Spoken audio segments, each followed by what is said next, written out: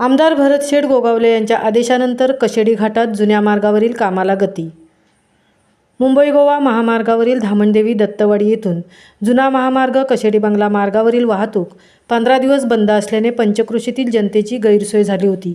याबाबत सामाजिक कार्यकर्ते सुहास मोरे व पत्रकार धनराज गोपाळ यांनी आमदार भरतशेठ गोगावले यांची भेट घेऊन वस्तुस्थिती निदर्शनात आणून दिली।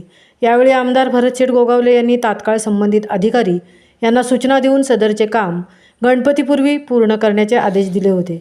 त्यामुळे या कामाला गती प्राप्त झाली आहे। मुंबई गोवा महामार्गावरील सर्व प्रकारची वाहतूक कशेडी बोगदामार्गे सुरू करण्यात आली असून जुन्या मार्गावरून जाणारी वाहतूक कामामुळे रस्त्याचे खोदकाम केल्याने बंद करण्यात आली होती।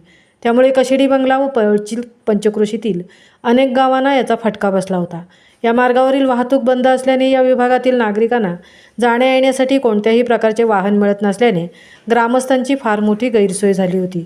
याबाबत आमदार भरतशेठ गोगावले यांनी गौरी गणपती सणापूर्वी रस्त्याचे काम पूर्ण करून सणानिमित्त या विभागात येणाऱ्या चाकरमान्यांना गणेश भक्तांसाठी रस्ता सुरू करावा असे आदेश संबंधित खात्याला दिले होते।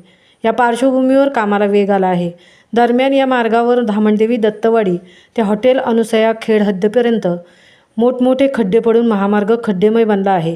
याकडेही आमदार भरतशेठ गोगावले यांनी लक्ष घालून संबंधित खात्याला तात्काळ खड्डे बुजवण्याबाबत सूचित करावे अशी मागणी या विभागातील जनतेकडून केली जात आहे। महामुंबईसह धनराज गोपाळ, पोलादपूर।